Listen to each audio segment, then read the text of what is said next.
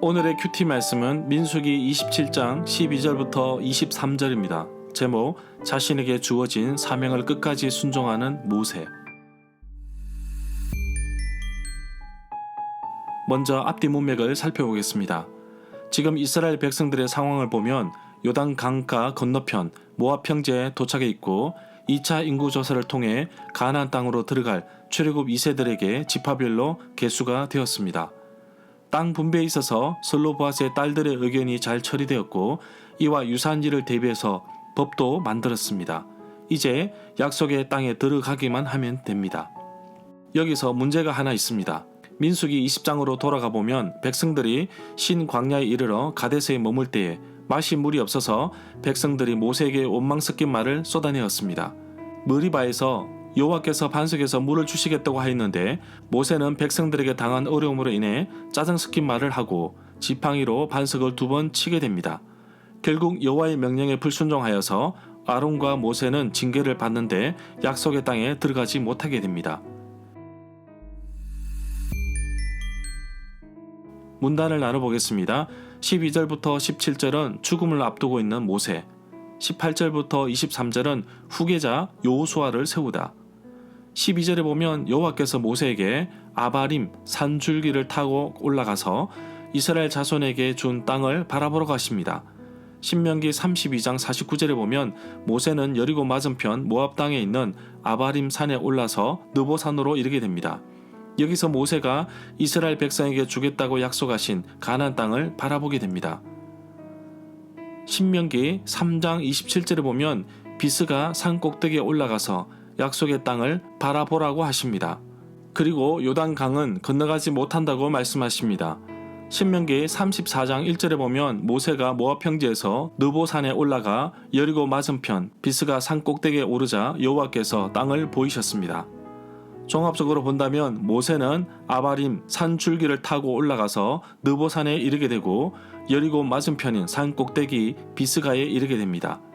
마치 지리산을 오르는데 천왕봉에 오른 셈입니다. 13절부터 14절에 보면 여호와께서 이스라엘 자손에게 주실 그 땅을 바라본 다음에 모세는 형 아론과 마찬가지로 죽게 될 것이라고 하십니다. 죽게 되는 까닭은 머리바에서 여호와의 말, 명령을 거역했기 때문입니다. 좀 더 구체적인 정황은 모세와 아론이 여호와를 믿지 않았다고 민수기 20장 12절에 말씀하고 있습니다. 여호와의 거룩함을 나타내지 않았다고 말씀하십니다. 이스라엘 자손이 여호와 앞에서 다투었다고 해서 이를 머리바 물이라고 불렀습니다. 또한 여호와께서 그들에게 거룩함을 나타내셨습니다. 16절부터 17절에 보면 모세는 자신의 운명을 받아들입니다. 그러나 백성을 향한 마음 때문에 좋은 지도자를 세워달라고 하나님께 구합니다. 고라 일당이 반역을 하였을 때 여호와께서 모세와 아론에게 순식간에 멸하기 위해서 고라 일당을 떠나라고 하십니다. 이때 모세와 아론이 엎드려서 하나님이여 모든 육체의 생명의 하나님이여 라고 기도를 합니다. 모세는 그의 날이 120세가 될 때까지 백성들 앞에서 출입하였지만 만약 자신이 죽고 지도자가 없으면 목자 없는 양떼처럼 될까 두려웠기에 좋은 지도자를 구하고 있습니다. 18절에 보면 여호와께서 눈의 아들 여호수아를 부르십니다.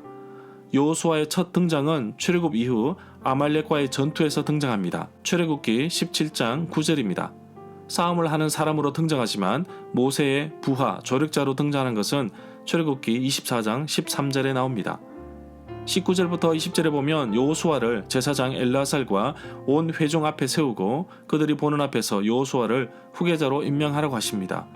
여호수아에게 모세가 가지고 있는 권위를 물려주어서 이스라엘 자손이 온 회중이 여호수아에게 복종하라고 하십니다. 21절에 보면 여호수아는 상이 할 일이 있을 때마다 제사장 엘르아살 앞에 가서 살아갑니다. 제사장 엘르아살은 여호수아를 대신하여 우림의 판결을 사용하여 나 여호와 앞에서 물을 것이라고 하십니다. 우림과 둠림은 제사장의 가슴 주머니 속에 넣어둔 물건인데 하나님의 뜻을 알고자 할 때 꺼내어서 판결하게 됩니다. 어려운 상황에서 하나님의 뜻을 알고자 할 때 사용하였고 양자택일에서 긍정 아니면 부정의 답이 나왔습니다. 그러나 우림과 둠림의 실제 모양은 알려져 있지 않습니다. 다양한 버전의 제비였을 것으로 봅니다. 대제사장의 흉패가 우림과 둠림을 담아주는 일정한 주머니 역할을 했습니다. 관련된 내용은 출애굽기 28장 30절에 나옵니다. 절마다 상세한 설명과 구절에서 그리고 핵심 내용과 중심 줄거리는 네이버 블로그에 올려져 있습니다. 내게 주시는 교훈입니다. 하나님은 모세의 아들을 후계자로 삼지 않고 모세의 조력자로 섬겼던 여호수아를 후계자로 세우십니다. 여호수아는 출애굽부터 모세의 일을 많이 도왔지만 무엇보다도 하나님의 영에 감동된 자였습니다. 살아계신 하나님의 뜻을 알았고 신뢰하였던 그를 선택하신 것입니다. 지도자는 한순간에 되는 것이 아닙니다. 끊임없이 준비해서 실력을 쌓아야 하지만 무엇보다도 하나님 앞에서 신실하고 그 뜻을 알고 성령에 충만한 자가 되어야 하지 않을까요? 만약 여러분이 어떠한 기관, 전도대나 구역, 셀, 목장의 리더십이 된다면 실력도 중요하지만 무엇보다도 성령으로 충만하여 하나님을 기쁘시게 하는 일꾼이 먼저 되어야 할 것입니다. 모세는 한순간 불순종, 머리바 사건으로 인하여 자신의 꿈과 같았던 가나안 땅 진입을 거절당했습니다.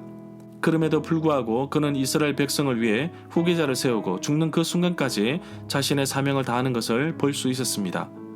오늘날 이런 지도자를 보기는 정말 쉽지 않습니다. 정말 자신의 목숨을 다하는 순간까지 복음을 전하고 애쓰시는 선교사님, 목회자님, 간사님들을 축복합니다. 모세가 죽음을 앞두고 그의 사명을 다하고자 한 것은 단지 가나안 땅의 최종 목적지가 아니라는 것을 알고 있지 않았을까요? 그는 영원히 하나님과 동행하는 곳, 바로 천국을 기대하며 살았을지도 모릅니다. 그래서 오늘날 성도님들도 단지 내 앞에 있는 이익과 모습만을 위해 살지 말고 먼 천국을 향하여 바라보며 살았으면 좋겠습니다.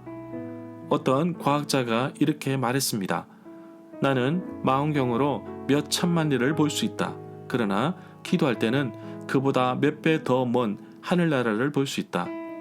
오늘도 하늘의 산 소망을 가지고 하나님이 주시는 사명을 다하는 순간까지 열심히 살아가는 하루가 되기를 간절히 소망합니다.